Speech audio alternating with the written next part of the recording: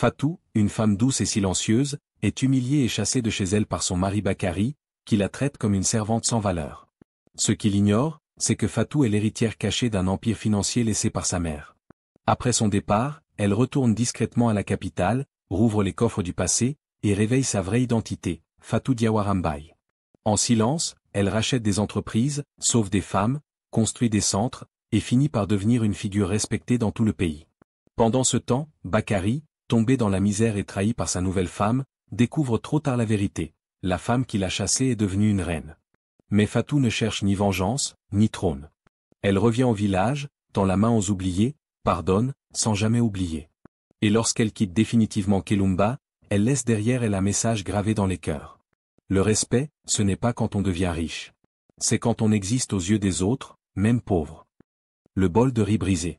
Le soleil se levait à peine sur le village de Kelumba, et déjà, les cris de femmes résonnaient entre les cases. Dans une maison de Banco, une femme à genoux frottait les sols avec une vieille éponge déchirée. Elle s'appelait Fatou, et elle était mariée depuis 2 ans à Bakari, un homme aux yeux durs, au cœur sec. Fatou, malgré sa douceur et sa beauté discrète, vivait comme une servante. Bakari ne la touchait plus. Il disait qu'elle ne valait rien. Il n'avait jamais su qui elle était vraiment. Car Fatou ne venait pas d'une famille ordinaire. Son grand-père était un ancien roi commerçant du Nord, et elle-même, en secret, était l'unique héritière d'un empire financier laissé en Europe après la mort soudaine de sa mère. Mais ici, dans ce village où elle avait voulu vivre simple, Fatou cachait tout. Ce matin-là, Bakari rentra furieux. Il lança un bol de riz par terre. « Tu n'as pas mis assez de sel. Tu ne sers à rien, Fatou. » Elle baissa les yeux. Il s'approcha, enleva sa ceinture. « Sors de chez moi, espèce de malédiction. » Elle resta immobile, le regard dans le vide. Puis elle dit calmement « Très bien. » Elle prit une seule chose, une petite boîte en bois qu'elle avait gardée cachée sous le lit, scellée avec une serrure d'argent. Et elle sortit. Personne ne l'aida. Personne ne pleura. Pas même sa belle-mère. Mais Fatou, en franchissant la porte de la cour, murmura. « Tu regretteras ce jour, Bakari. Pas parce que je suis parti, mais parce que tu ne m'as jamais regardé. » Elle marcha, pieds nus, vers la route rouge qui mène à la capitale. Là où elle redeviendrait qui elle est vraiment. Le retour de l'héritière oubliée. La vieille Peugeot 504 jaune grinça en s'arrêtant devant la grande gare routière de Djamara, la capitale. Fatou descendit, sa boîte en bois serrée contre elle. Les klaxons hurlaient, les vendeurs de beignets hurlaient plus fort encore, mais son cœur battait dans le silence d'un souvenir ancien. Elle traversa la ville à pied, ses habits sales contrastant avec les immeubles modernes. Personne ne la reconnaissait. Personne ne voyait que cette femme au foulard poussiéreux avait le nom le plus redouté du Nord, Diawarambaye. Arrivée devant une grande villa abandonnée, Fatou caressa le portail en fer forgé. « Maman, je suis revenue. » Elle sortit une vieille clé de la boîte en bois et ouvrit le cadenas. À l'intérieur, tout était figé dans le temps. Des draps sur les meubles, des photos noircies par les années. Mais dans le mur derrière une peinture de lion, Fatou glissa sa main, et tourna un mécanisme secret. Une trappe s'ouvrit. À l'intérieur, un coffre scellé contenant des documents bancaires européens au nom de Fatou Diawarambaye. Des parts dans plusieurs entreprises minières. Des clés d'un coffre à Genève. Et une lettre de sa mère. « Ma fille, un jour ils te rejetteront. Ce jour-là, n'aie ni peur ni honte. Tu es une reine. Ce que j'ai bâti est à toi. Règne sans colère, mais n'oublie jamais. » Les mains tremblantes, Fatou tomba à genoux. Elle avait caché sa richesse pour vivre l'amour vrai, mais l'amour l'avait renié. Ce soir-là, dans la lumière d'un néon vacillant, elle appela un ancien ami de sa mère, Tonton Wally, le notaire discret mais puissant. « Tonton, il est temps. Active tout. » « Tous les comptes? Même Genève? » »« Tous. Je reprends mon nom. » L'ascension silencieuse de la reine Fatou. 3 mois passèrent. Dans les rues de Djamara, les journaux affichaient un nom nouveau sur toutes les lèvres. Le retour mystérieux de l'héritière Diawarambaye secoue le monde des affaires. Mais personne n'imaginait que la jeune femme vue en haillons dans les gares quelques semaines plus tôt était cette même héritière. Car Fatou avait gardé le silence. Elle agissait dans l'ombre. Avec l'aide de Tonton Wally, elle racheta discrètement la plus grande entreprise de transport de la ville. Une chaîne d'hôtels abandonnés qu'elle transforma en refuge pour femmes battues. Et même la société de prêt qui faisait trembler les pauvres du village de Kelumba. Pendant ce temps, Bakari dégringolait. Il avait voulu épouser Essatou, une fille moderne, jeune et belle, mais qui le méprisait ouvertement. Elle riait de sa case mal entretenue et le trompait avec un riche commerçant. L'argent manquait. Le riz aussi. Et la honte s'installait. Une rumeur étrange parvint un jour à Bakary. On disait qu'une femme très riche venait souvent au marché du village, voilée, en silence, et qu'elle achetait les dettes des familles rejetées. Un jour, il aperçut une 4x4 noire. Une silhouette en boubou blanc en descendit. Elle marcha lentement, les yeux cachés derrière des lunettes noires. Il frissonna. Elle lui rappelait quelqu'un. Mais non. Ce n'était pas possible. Fatou ne pouvait pas être riche. L'insulte du passé et la main du pouvoir. Un jeudi, au marché de Kelumba, le village s'était rassemblé comme à une fête. La rumeur s'était confirmée, la femme mystérieuse offrait à chaque famille une enveloppe blanche. Pas d'explication. Pas de discours. Juste une enveloppe, un regard profond, et un sourire digne. Mais ce jour-là, Bakary était aussi au marché. Il la vit de près. Le même port de tête. Le même grain de peau. La même démarche lente, digne, indestructible. Fatou, murmura-t-il, les lèvres sèches. Elle s'arrêta. Elle le regarda. Longtemps. Comme on regarde une pierre qu'on a jadis jetée dans un puits. Bakary, dit-elle simplement. Il s'approcha avec un rire gêné. Toi aussi tu es revenu au village, hein? Tu fais des petits boulots pour la nouvelle patronne? Elle cligna lentement des yeux. Puis tendit une enveloppe vers lui. Il la prit, curieux, méfiant. Il l'ouvrit. Dedans, une lettre de saisie. Par décision du nouveau propriétaire de l'organisme financier du village, votre maison est saisie pour dettes non réglées. Vous avez 7 jours pour quitter les lieux. Il relut. 3 fois. Qu'est-ce que ça veut dire ça? Qui est ce nouveau propriétaire? Fatou ne répondit pas. Elle tourna lentement les talons, et avant de monter dans sa voiture, elle lança simplement. Je suis Fatou Diawarambaye. La femme que tu as chassée, et la main qui te tend la justice. Et elle partit. Bakary tomba à genoux au milieu du marché, les larmes aux yeux. Les femmes chuchotaient. Les enfants le montraient du doigt. Les vieux secouaient la tête. Le vent avait tourné. Le dernier repas dans la case vide. Le village tout entier parlait de ce qui s'était passé au marché. On disait que Bakary était resté assis là jusqu'à la tombée de la nuit, incapable de bouger. Son nom, autrefois prononcé avec respect, était désormais associé à la honte. Le lendemain matin, il retourna chez lui. La case était silencieuse. Essatou, sa nouvelle femme, avait disparu, emportant avec elle l'argent du petit commerce qu'il lui avait confié. Sur le lit, elle avait laissé une note. Je ne suis pas né pour souffrir avec un idiot. Bonne chance, monsieur le pauvre. Bakary chancela. Il frappa contre les murs. Il cria. Mais personne ne va. Il s'assit sur le sol, seul, devant un petit bol de mil. Pas de sauce. Pas de sel. Juste lui, et sa honte. Il ouvrit l'enveloppe une dernière fois. Peut-être que c'était une erreur? Mais non. La signature au bas de la lettre était claire. Fatou Diawarambaye. Présidente du groupe FDM Holdings. Il se rappela le jour où il lui avait lancé un bol de riz au visage. Il pleura. Non pas pour la maison qu'il allait perdre. Ni même pour sa réputation brisée. Mais parce qu'il venait de réaliser qu'il avait chassé la seule femme qu'il aimait véritablement. Et qu'il ne reverrait jamais ce regard humble et sincère qu'il avait méprisé. Ce soir-là, il mangea le bol de mil, en silence. Dans une case vide. Une dernière fois. Le festival de Kelumba est le trône inattendu. Chaque année, le village de Kelumba célébrait le festival de la terre maternelle, une fête ancestrale où l'on remerciait les anciens et les femmes du village. Cette année-là, les tam-tams résonnaient plus fort que jamais. Le roi local, les chefs de clan, et même des journalistes de la capitale étaient présents. Mais une question revenait sur toutes les lèvres. Qui est cette grande dame qui a sauvé les femmes du village de la dette et bâti un centre de formation pour les orphelines? On disait qu'elle refusait les interviews. Qu'elle ne parlait pas de son passé. Mais qu'elle agissait, chaque jour, sans chercher les projecteurs. Alors, quand le roi monta sur l'estrade et prit la parole, sa voix tremblait légèrement.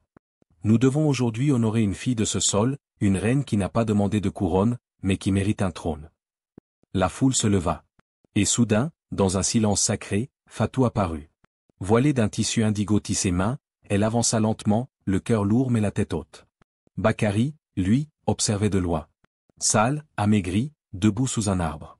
Le roi s'agenouilla devant elle. Nous vous donnons ce siège, mère de la dignité.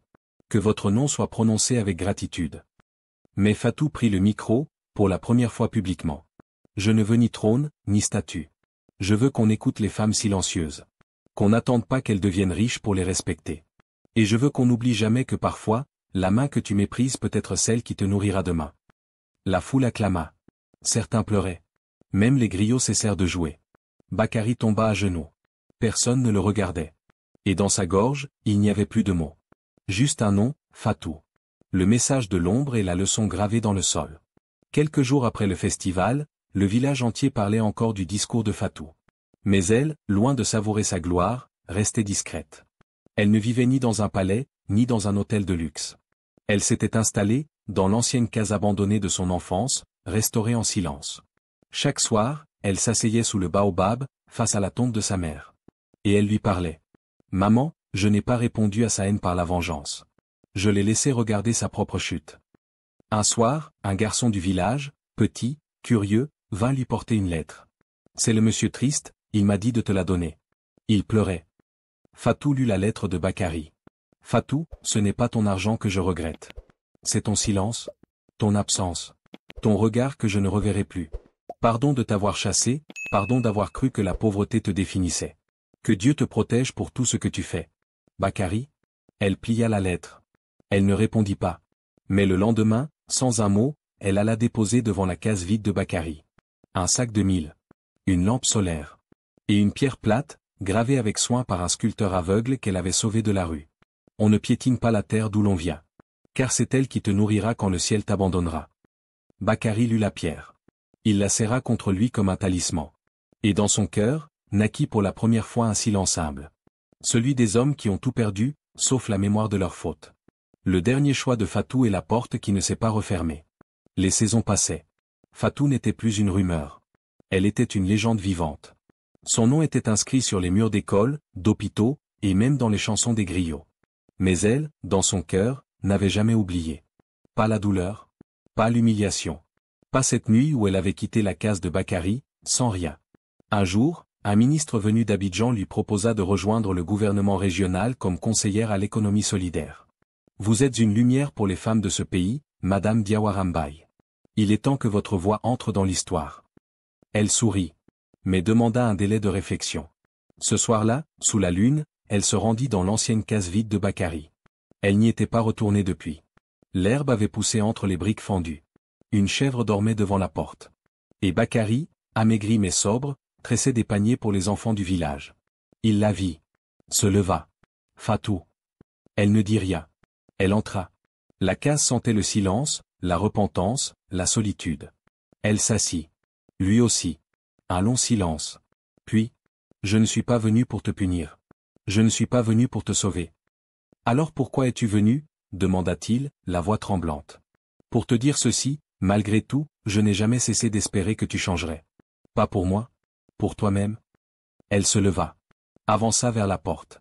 Avant de sortir, elle se retourna. « Je ne reviendrai plus ici. Mais cette porte, je ne la referme pas. » Et elle partit. Bakary resta assis, en larmes. Ce jour-là, pour la première fois, il comprit. Le pardon n'est pas un oubli. C'est une porte entr'ouverte qu'on ne mérite pas toujours. La fille et la pluie, ce que Fatou n'avait jamais dit. Une nuit d'orage, dans le centre pour femmes que Fatou avait construit à Kelumba, une jeune fille frappa à la porte en pleurant. Elle s'appelait Naïla, elle avait 15 ans, les pieds nus, les cheveux mouillés et le ventre rond. Fatou ouvrit elle-même la porte. « Qui es-tu, ma fille ? Je n'ai nulle part où aller. On m'a chassé. Ma famille m'a dit que j'étais une honte. » Fatou l'enlaça sans poser de questions. Elle l'installa, la nourrit, l'écouta.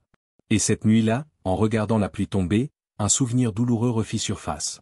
Car Fatou aussi avait été enceinte, de Bakary. Il ne l'avait jamais su. C'était peu avant qu'il ne la chasse. Par peur qu'il rejette aussi l'enfant, elle avait tout gardé secret. Et lorsque la pluie avait frappé le toit de la case, ce même soir, elle s'était réfugiée sous un arbre sacré, seule, en larmes. L'enfant n'avait pas survécu. Fatou n'avait jamais parlé de cette perte. Pas même à tonton Wali. Elle avait enterré le petit corps elle-même, au pied du grand baobab. Avec ses mains. Ce soir-là, elle retourna près de cet arbre. Elle s'agenouilla. « Mon enfant, pardon. Je voulais t'aimer dans la lumière, mais le monde t'a condamné à naître dans l'ombre. » Elle laissa couler ses larmes en silence. Mais quelque chose avait changé en elle. À Naïla, elle dit le lendemain. « Tu n'es pas une erreur. Tu es une promesse. Et tant que je vivrai, personne ne te traitera comme un fardeau. » Ce jour-là, Naïla retrouva une mère. Et Fatou retrouva une part d'elle qu'elle croyait morte. L'adieu au village et le testament de la reine. L'aube se leva sur Kelumba, baignant le village d'une lumière douce comme un dernier chant. Les tambours ne résonnaient pas ce matin-là. Mais les cœurs, eux, battait plus fort que jamais. Une rumeur se répandait, Fatou s'en allait. Elle avait réuni le village sous le vieux manguier. Tous étaient venus, les femmes qu'elle avait sauvées, les enfants qu'elle avait éduqués, les vieillards qu'elle avait soignés. Même Bakary, discret, s'était glissé dans la foule, les yeux baissés. Fatou monta sur une pierre, habillé d'un simple boubou blanc, comme au premier jour. Mes frères, mes sœurs. Ce village m'a rejeté. Puis il m'a redécouverte. Mais je ne suis pas revenu pour prendre, je suis venu pour rendre. Elle sortit une lettre, scellée. Ceci est mon testament.